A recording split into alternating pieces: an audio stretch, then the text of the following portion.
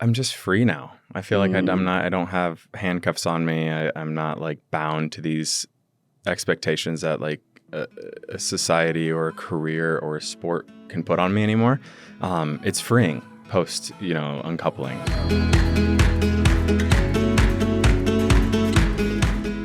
Hey everyone, welcome back to another episode of Uncoupling. I'm your host, Holland Roden, and this is the podcast where we talk about breakups, but more importantly, how to move through them with self-empowerment. Today, we have Colton Underwood joining us. Thank you for having me. I'm very excited to be here. You're welcome. We are really happy to have you. We love Colton Underwood because he was a former bachelor. He's also an entrepreneur, a philanthropist, a former NFL player, and most importantly, an author. Yes. I'm going to read this so I don't mess this part up. He is obviously a major advocate for mental health awareness, and he launched the Colton Underwood Legacy Foundation, where the foundation was supporting organizations around the legislation called the TEAMS Act. Yes. That would give extra aid towards on-campus suicide prevention by implementing and providing extra funding to mental health programs catered towards student athletes. Yeah. Student athletes. I hope we're going to get into this as part of your story today because I think there's a lot to unpack with this idea of uncoupling around student athletes. But most importantly, we are here to talk about self-uncoupling today. And we define that as basically parting ways or gently breaking up with parts of your past self to bring your life in a new direction. Colton, how would you define self-uncoupling? Oh, gosh. I mean, I feel like, these last 3 years for me since I've come out, it's just been a long journey and process of self-uncoupling. Just picking and choosing like what parts of myself are true to me after being in the closet for so long and having to really like sink my identity into things. Sports is one that I loved hiding behind that identity of an athlete and a football player. I still love sports. I was saying one couldn't be the other. Right. Yeah. So it's like finding what I love and what parts I feel comfortable leaving in the past. And sort of having the courage and being able to speak up and advocate for myself and just say like, this doesn't make me feel good anymore. I'm, sort of have to part ways with this habit or something that I'm doing here or there. I think that's sort of my definition of uncoupling. I love the aspect of hiding behind something that you think is different than how you really feel, but in reality, both are simultaneous truths. That you are an amazing athlete, that's always going to be a part of you, but that if you hid behind that meant you weren't something else.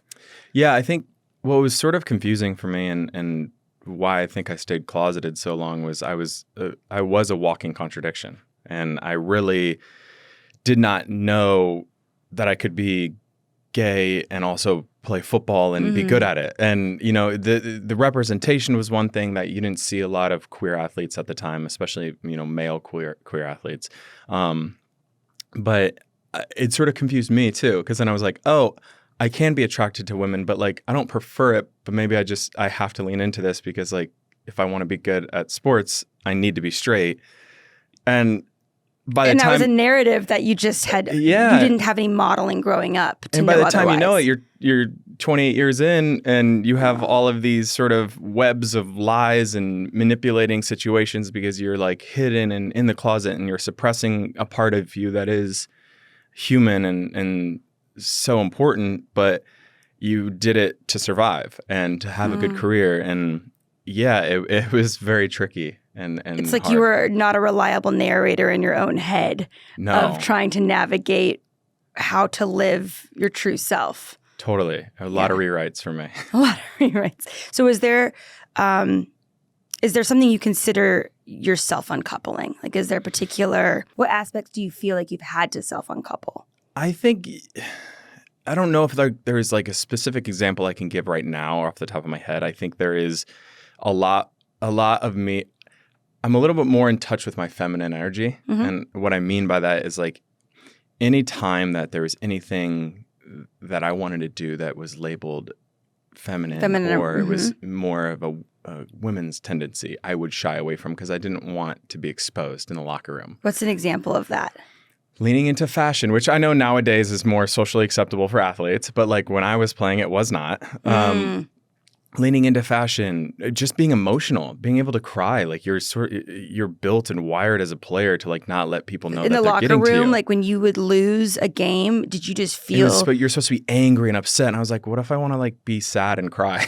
And like, at times that happens and you get to see it a little bit now thanks to, social media and people, being a little more authentic and vulnerable and vulnerable. In a public setting. Mm-hmm. That was definitely one for me. Is like I was definitely an emotional, and I had a lot of feminine energy, and I had to really suppress and really check that a lot because I didn't want that to sort of distract or to take away from me as a player. Did you feel like once you got in the car after those games, you could at least break down to your parents, or you'd go, or is it one of those things like you'd go to your room and just have a moment with yourself? Yeah, no, it was my room, and I watched a lot of Ellen.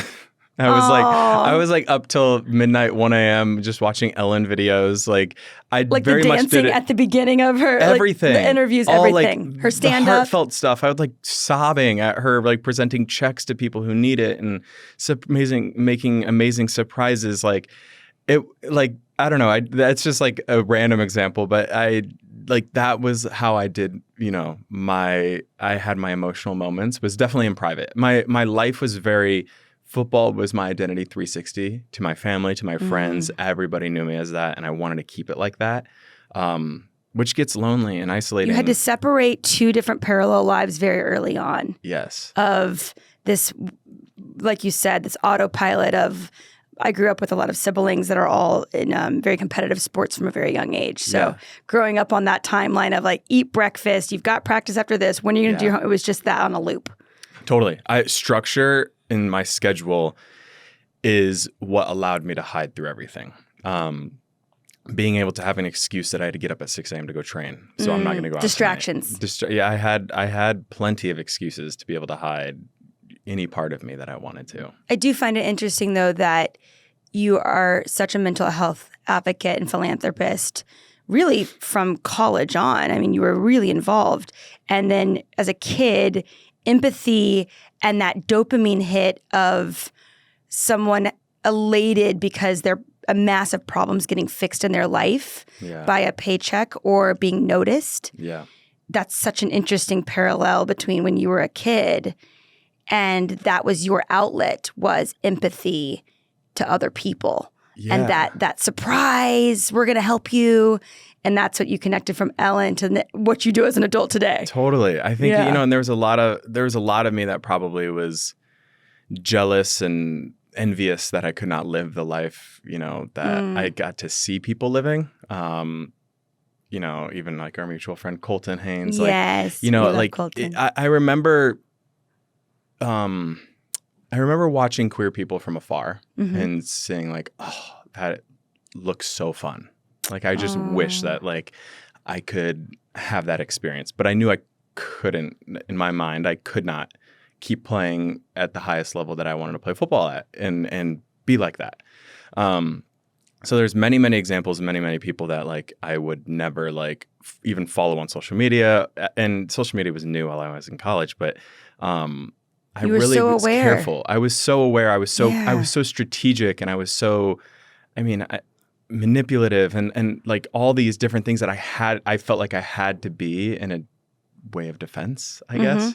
I would say your biggest self-uncoupling was just not lying to yourself and not restricting your urges. Yeah. And uncoupling from restricting urges. Right. Yeah. And just trying to control every situation. And I think like that's been one of the bigger uncouplings that I've had is like letting go of control.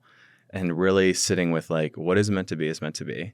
I cannot control this anymore. I don't want to control this anymore because how boring is that when you're controlling every aspect of your life? Like, of course, it sounds really stressful too. Yes, really it was anxiety. Like my life was so compartmentalized. I had this group of friends for this. I had my college friends and my high school friends and my football community and then my Christian community, and I never would let any of them meet each other. Bleed over into each other, right? Yeah, because I wanted to be able to like pop in and out when I needed to. You had many different Coltons. You're like, I'm putting on this Colton hat today. Yes. Wow. That's a lot for someone to manage. Yeah. That's a lot. So that's what was life. That was life before uncoupling. Yeah. How did that change when you decided to uncouple so many different attributes that were, the control, the urges, like just not having to think twice about what you're saying, about what you're doing, about the kinds of activities you're suggesting. I mean, what was life before and after, I guess is the I think like point. I'm just free now. I feel like I don't have handcuffs on me. I'm not like bound to these expectations that like a society or a career or a sport can put on me anymore. It's freeing post, uncoupling. And I say that, and it's only becoming more freeing because I'm still very much in the process. I really believe like uncoupling with my own identity and like what I believe in and what I stand for is going to continue to change throughout my entire life. It's healthy to uncouple with things. It's healthy to grow. And I think our society today, and this is what's contributing somewhat to the mental health crisis that we're in, is we really don't allow people to grow. We condemn them and we shame them for a mistake that they made, but you only know what you know. And I think for me, after experiencing what I've experienced and growing as a human being and growing in myself, I think that I really understand now, like, people and humans aren't meant to be perfect. And if we keep trying to make them be perfect, it's only going to contribute to the spiral and the mental health crisis that we're in. Was there a particular time in your life where you said, okay, I can't take it anymore for a plethora of reasons? Was it a friend group? Was it an event in your life that you said it's time to make this change? For me, it was like the perfect storm. I came out basically right after COVID, during COVID. And I think and that's such a time of isolation. Yeah. And it was, coming out of a breakup there, dealing with the press storm. Oh. I just had my book out. I had the tabloids obviously wanted to know anything and everything. Which is kind of the worst uncoupling you can ask for to have. A very public uncoupling with myself. And, thankfully I moved in with my dad and he sort of took my devices for 2.5 weeks during everything and really saved me. I was abusing medication and I sort of turned that over to him. I went and saw a psychologist. Was it anxiety? It was anxiety medication that I was abusing. Yeah. I wonder why. I know. Yeah. And it was confusing then too, because my coming out situation, the way that it happened, just there was like somebody that had pictures and blackmailing, and I had to come out to my professional team before I came out to my family because they had to like make sure that it didn't come out. So that also played tricks on me, and I was just like, and I think unnecessary shame. And that I you felt were very doing shame. something wrong. And then I had to like try to open up and thank my dad for like stepping up and being like, thank you for taking care of me. But I couldn't tell him the full truth because I wasn't ready yet. So it's like, I was telling him half truths, and even that was confusing to me and carrying amount of shame on that too, because I'm like, I wish that I could tell you everything right now, but I can't. You just have to like trust me. But then like I'm asking to move back in with you and you sort of help me.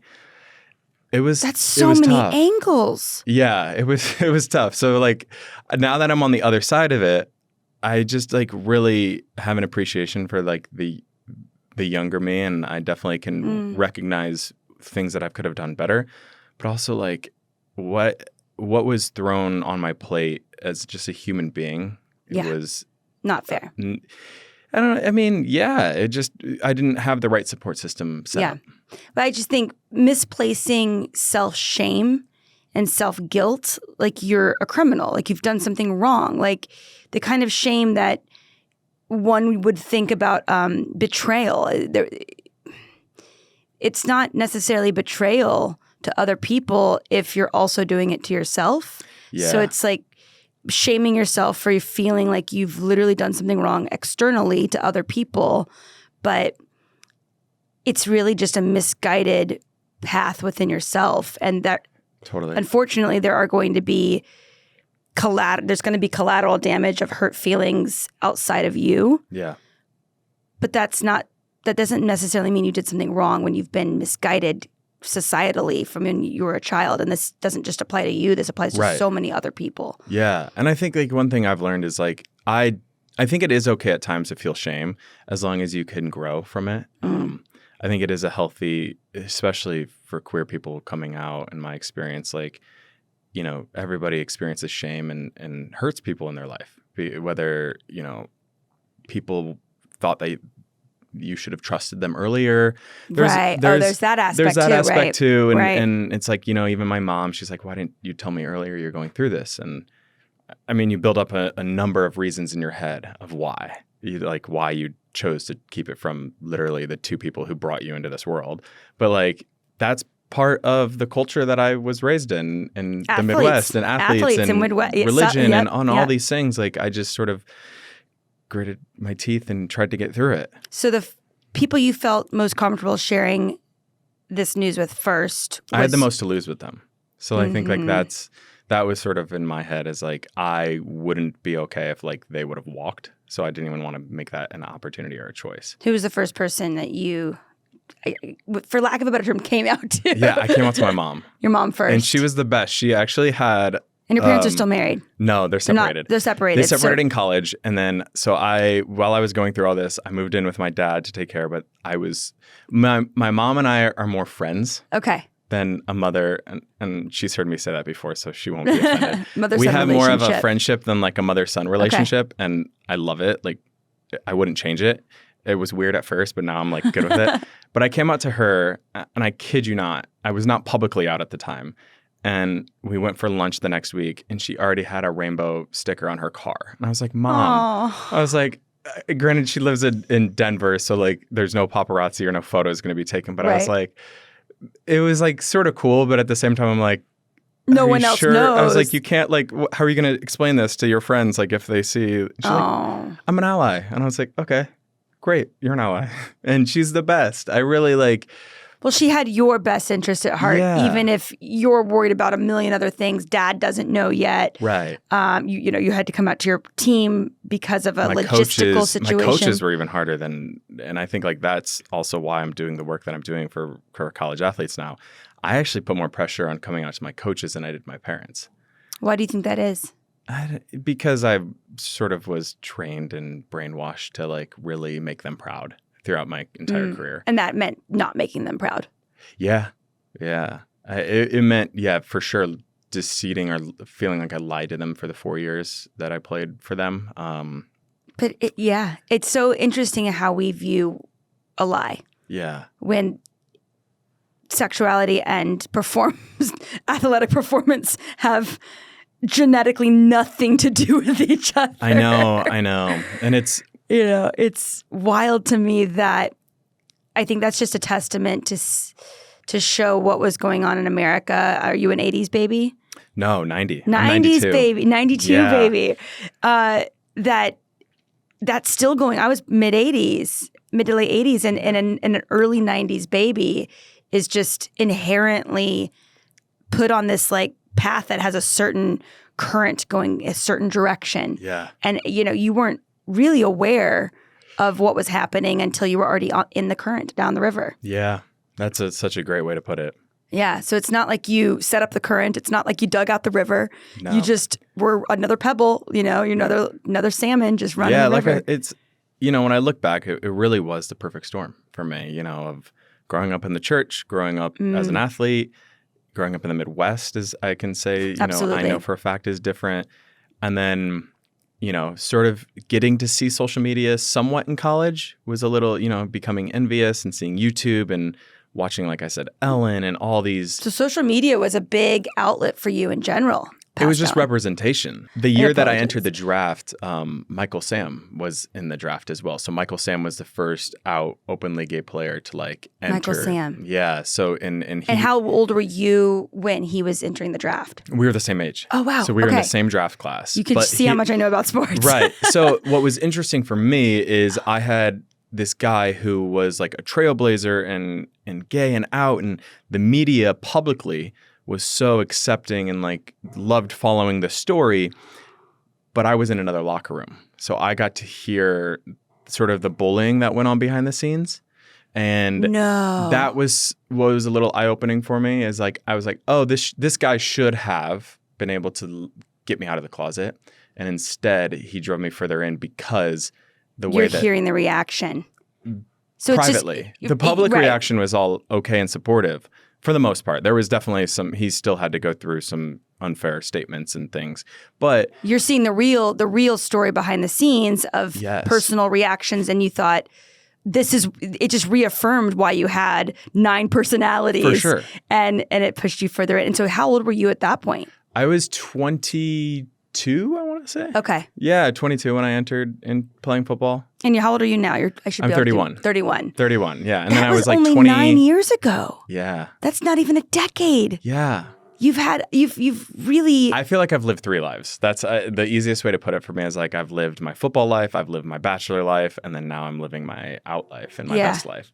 So your life where all of the paths can come into one. Yeah, but that's also why I'm uncoupling. I'm uncoupling like the parts of me from my sports. I'm uncoupling the bachelor days. Like I think it confused a lot of people that I ended up on that show. And it's like, well, I really truly believed that I could become straight. You know, you end up in places in your life and you look around, you're like, how did I end up here? But like, I'm glad I did, you know, because it was the perfect storm. Do you think being on The Bachelor escalated you to the point in your life where you said, okay, I really am, I have some attraction to this gender, but this gender over here is, I think, where my heart really lies. Do you think it escalated you to that point? It put you in a pressure cooker, or do you think The Bachelor was a distraction? No, I actually think The Bachelor was really confusing for me. Because as someone who is already struggling with their sexuality, it just confused me even more. I was like, wait, I actually can be attracted to a woman. And then like, what does that mean then for my sexuality? I still identify as a gay man, but like I can find a woman attractive. And so it made me spiral even more because I'm like, wait, am I sure?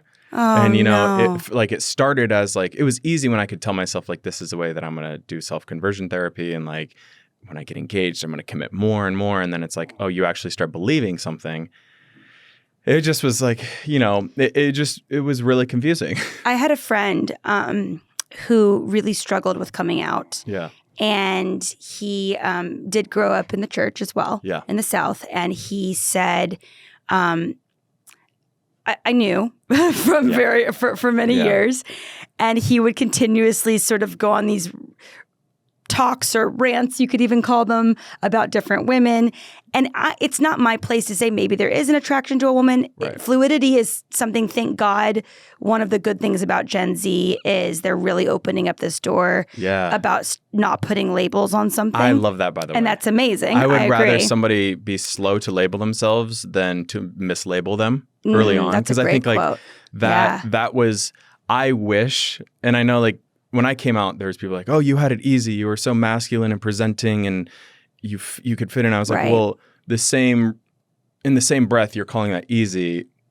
I wish that I would have had a little bit more feminine qualities because I wish somebody could have challenged me at a younger age so I could have came out a little earlier. It would have helped you mentally. Yeah, and I think like, but all of them are okay. This new era, not only with sexuality, but gender, it's just everything. It's like let them live their lives and figure out what they want to be. Slow to label yourself versus mislabeling yourself. I would much rather people not have a label than to mislabel themselves. Yeah. It was so interesting with my friend when he finally did, he had a lot of shame around he was a gay person who did not want to be gay. Yeah. And I said, but why? And he said, well, it's going to be harder. I said, well, there's no doubt about that in certain parts of the world. It absolutely will be. But is there another reason? I felt there was something else there. And we grew up in a very white picket fence town. Yeah. And he said, well, I want the white picket fence. I want the career. I want the wife. I said, but why is all that one picture? You are going to – he's an incredibly intelligent man, really accomplished guy. And I said, but why wouldn't you have that? And he said, for some reason, the white picket fence and the wife somehow were the same image. And I said, but you will have a white picket fence. You are going to have a great life. Yeah. You're going to have a great relationship. And so it was really unconditioning this idea that he was prejudiced upon himself. And I would argue it wasn't necessarily him. It was the societal conditioning around him that made him prejudiced against himself. And so undoing this idea that the white picket fence, there was so many versions of that, and they were all white picket fences. Yeah, I can definitely relate to that. I think I tied in a wife and family in the same breath and in the same picture. Is like, in order for me to have a family, I had to have a wife. And And most of that was just lack of me wanting to pay attention to the gay community. Like I didn't want to even look in that direction. I didn't want to educate myself at all. That definitely I can relate to, because I thought that I was giving up a family by being gay. And now I know that is not the case. And there was just a lot. How did you navigate the emotional ups and downs? I mean, obviously you said medication became abusive at one point, but were there other outlets that you had when you were making these changes? Once the blackmail came up, once you said, okay, it's time to face this, what was that emotional journey like? It was tough, really letting people in. And then I also documented my coming out experience for Netflix, and I had cameras up, which I actually loved not because I wanted to be back on camera. I loved it because it held me accountable. Mm-hmm. So when you were entering a day into a scene, into you had people that were sort of holding your feet to the fire and saying, you have to have this conversation that you put off for 28 years, 29 years while I was filming. There's also structure to a certain extent. Exactly. And I really liked it because I knew in that moment I had to come out to whoever I was sitting with, because not only did I say I was going to, I have now cameras and an expectation to do it. And it ended up being very healthy for me to film it. And especially watching it back and putting it out into the world, as much criticism as it got and as much as people disagreed with the way that I handled things. And trust me, I was only doing my best at the time that I knew I could do. I'm really proud of it, because I look back and even see that version of myself and I'm like, wow, I've come so far since that even. And I felt at that time I was really trying to, do my best. And that's just, I think that's what I'm understanding right now is you only know what you know. You can only do the best that you feel like you can do at any given time. And as long as you grow, you're on the right track. Was there any moment where you questioned how to come out?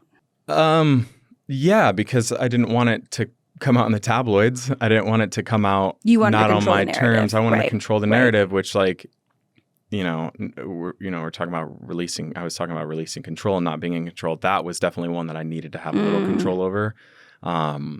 I think came to that boiling point and you're like, this is the one thing I need to go my way is not going to go my way. Yeah. And I was so publicly, I was the face of a franchise that is the most straight franchise in all of America.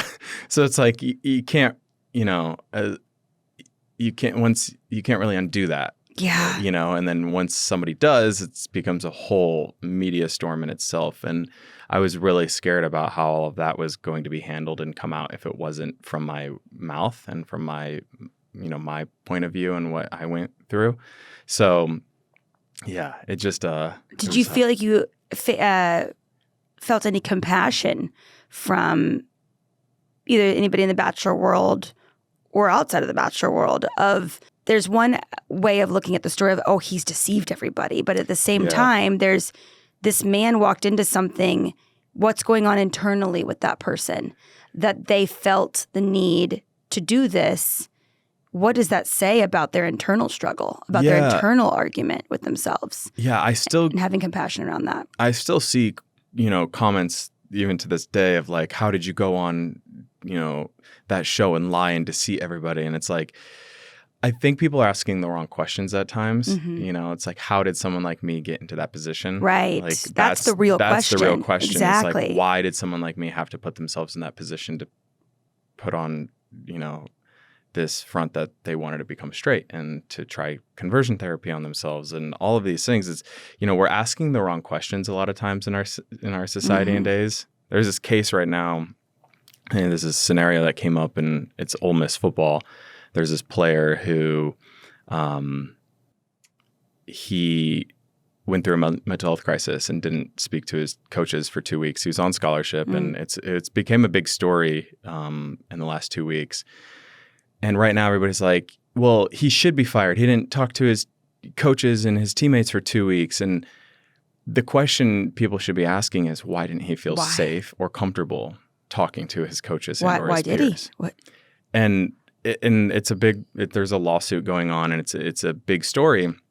And as someone who's gone through an emotional breakdown and spiral, you act irrationally. Right. You make up these scenarios in your head. That is the definition of anxiety. You run with it. You spiral and you stonewall as a result and clam up. The question we should be asking is, why is there not a system put in place at these universities for these college kids? Exactly. I want to just kids versus a coach and an adult.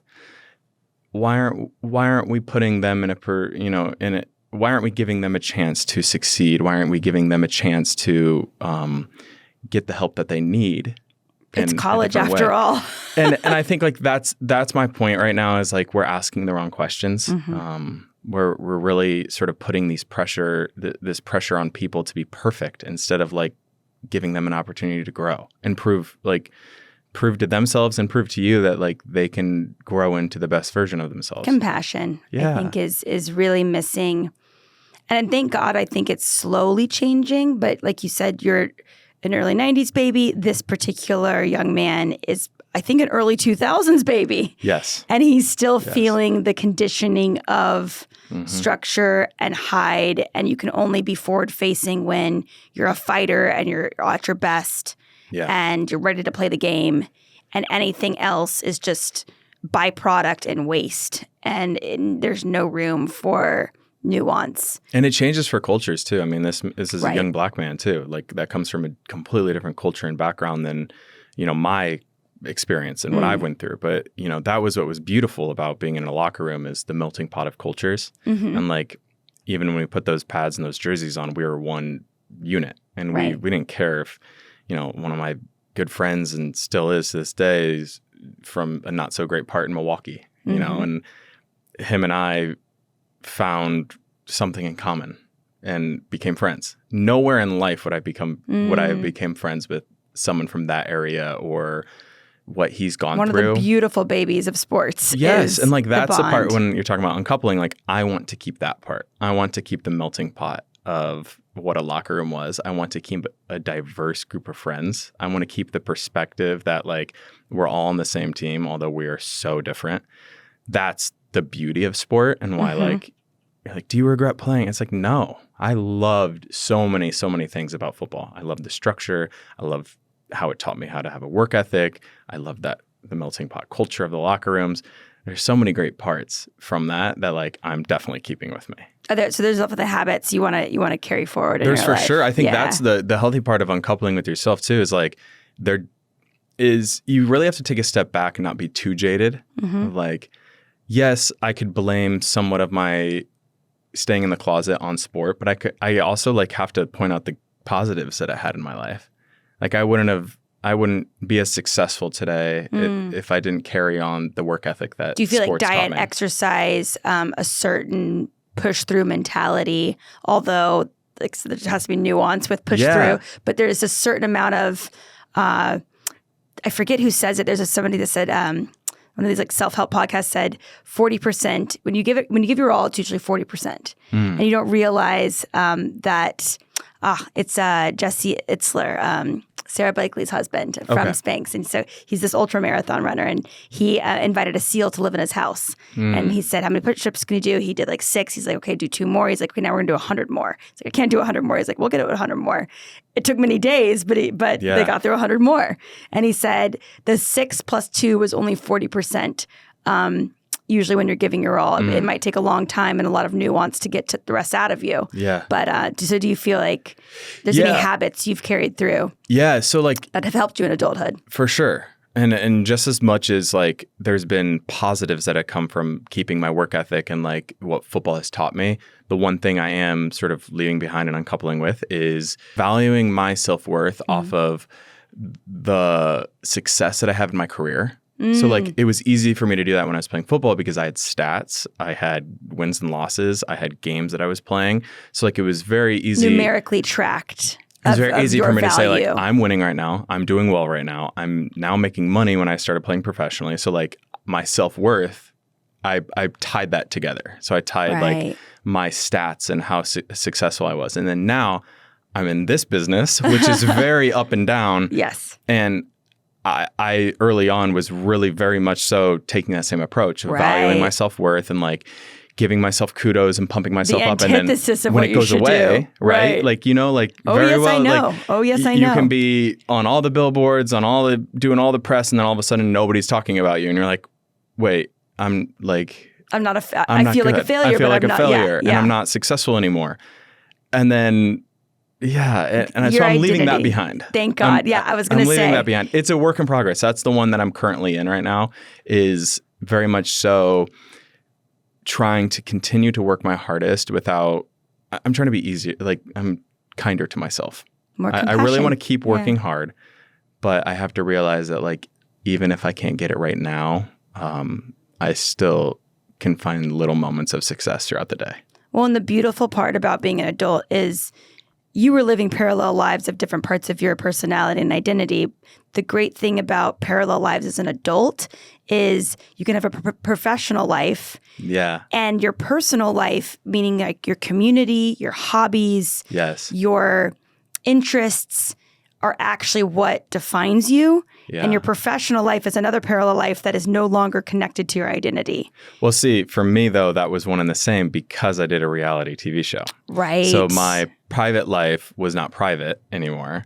And so now that's another one that I'm doing, is like, I've very much with my husband, he does not like doing podcasts, does not like walking carpets. He does not like taking photos and being in videos. So like, it's healthy because I've now been able to separate my private and my public life and my career from my life. And what has that done for you? It's been so healthy. It's been so good. I actually think the franchise is great. The Bachelor franchise is good. I think public relationships are a recipe for disaster. I think it's just too much pressure on you, and also like, you really at the end of the day don't owe people anything when like you did that show, you have that moment. I think I was 25 or 26 when I was filming that. Mm-hmm. Like, that's what you're supposed to do in your 20s, right? Like, go have fun, take a risk, and do your thing. But like, now I'm 31. I'm, want to start a family. I need my privacy. I need to have my moments back to myself. So that's what I've been doing, and it's been the best ever. So. That's I would say it's funny that you put so much it's not funny, it's funny in a satirical way of you put so much pressure on yourself as a child and then as a teenager. Yeah. And then you inadvertently, I think subconsciously, put so much pressure's all you really knew. I liked pressure. You had you thought you had a great relationship with pressure because that's what drove you. Exactly. Yeah. And then now it's like completely redefining it and changing it. Well, that's growing up. Exactly. Yeah. And not being able, it's a little bit of pressure professionally, I think, is good. Yeah.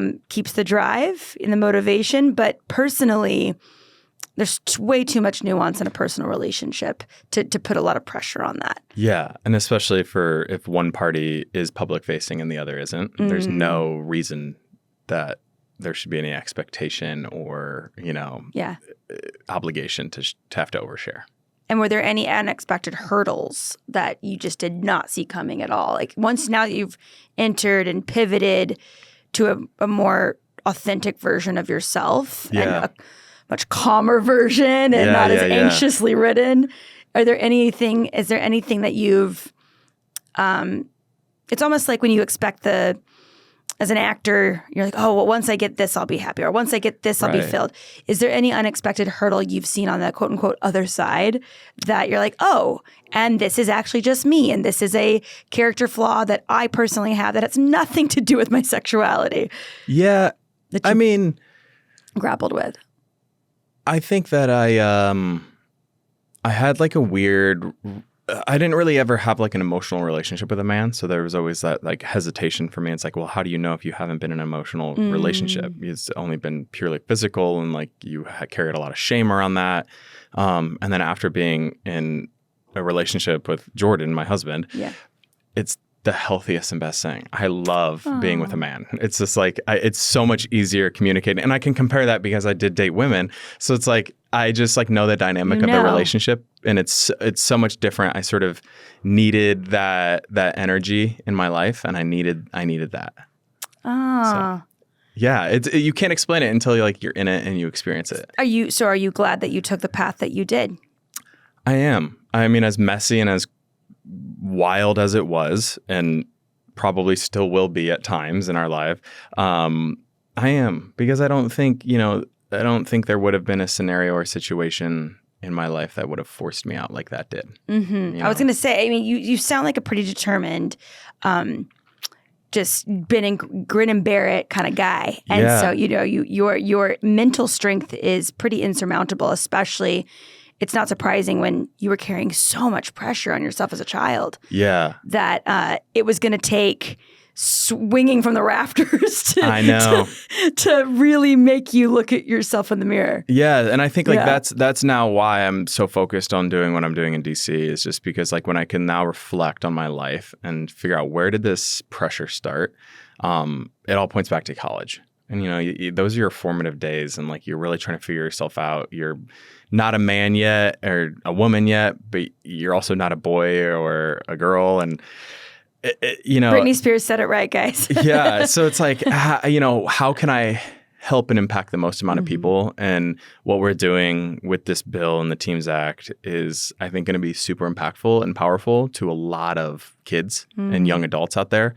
So yeah, I think like it's a full circle moment for me to be able to get back to those Would people. you say that's one of the moments that made you realize you were on the right path, is what you've been able to do with the Teams Act? For sure. I mean, just the perspective that I have now on pressure and my mental wellness and my whole entire journey is now something that like I feel a responsibility to give back and use for good. And what would you say is how do you maintain that healthy balance between self-improvement now? Because that was such your story growing up, and now self-acceptance. What's your relationship like with that balance now? I think I have the right support system set up. I think like that's the easiest way for me to explain it, is like I have the right people around me. I have the most diverse group of friends that I've ever had in my life, and I'm so proud of that. And I think they hold me accountable. I think my husband holds me accountable.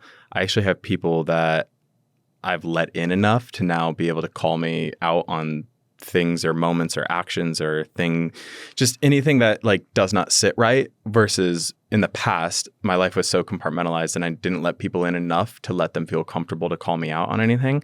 So now allowing people to feel safe of like approaching me and like, hey, I want to challenge you here. I think that's like the being cracked open feels so much better than that and it also feels good shell. for me that like I know that I have friends and family and people who can push and challenge me, and like I'm not going to run away or shy away. Like I'll lean into it, and you can recognize it as self-care and those caring for you. Yeah, and it feels good. Like the same thing that I was afraid of, like at times to keep them away, now I'm like sort of encouraging. It's like I like that, because how are you supposed to like grow or expand your views and stance on things when you don't know? If you aren't challenged or you aren't. I think there's debates and arguments are two very different things, and being able to feel uncomfortable with your friends, you had to feel uncomfortable with yourself first. Totally. I think. Totally, and trust me, it's very, very, very uncomfortable.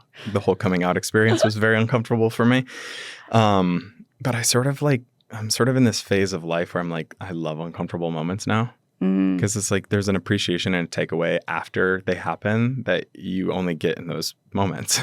So I don't know. I just think like pushing myself, you hear it all the time, challenging and pushing yourself outside your comfort zone. And it's like, well, outside of your comfort zone is uncomfortable moments. So as long as you're good with that, you can do it. And I think it's healthy. So our next segment is called Lightning Round. 1-word answers, 1-sentence answers, and first thing that comes to your mind, okay? Okay. When was your first breakup? High school. High school. And who was your first crush?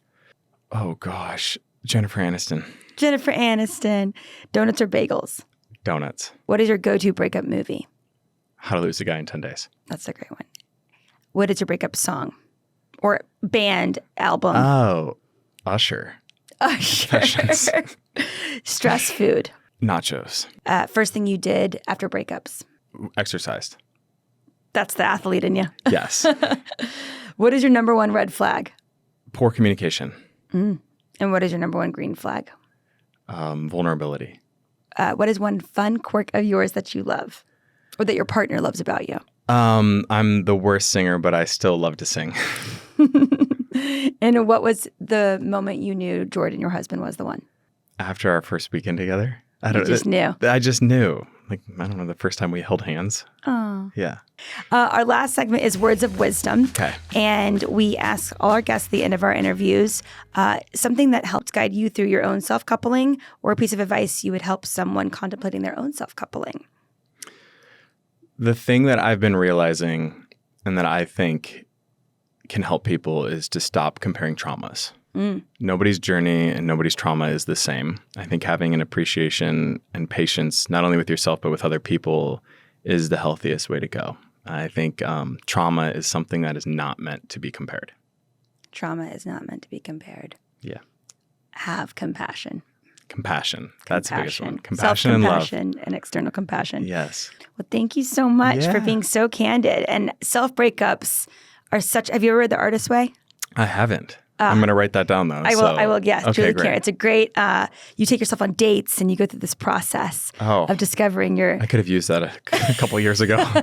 I know. I should have slipped a note under through Colton hands. Darn. Yeah. Well, thank you so much for being so candid. I think it's going to help a lot of people, and especially breaking out this conversation and unpacking student athlete lifestyles. Yeah. Is something that has not been talked about enough. So it's hard years of your life. It's also the most it's most challenging. It's the most defining. Professionally and personally, you're expected just to do this overhaul of an identity. Yes. And nowadays with money and with fame, my heart goes out to them. It really does. Well, trying to make a change. Glad you're doing that with the Teams Act. Yeah. Thank you. Yeah. Thank you so much for listening to another episode of Uncoupling. And don't forget to subscribe to our exclusive Patreon channel. See you next week. Uncoupling Podcast is produced by Stampede Ventures, Jason R. Ellis, and Holland Roden.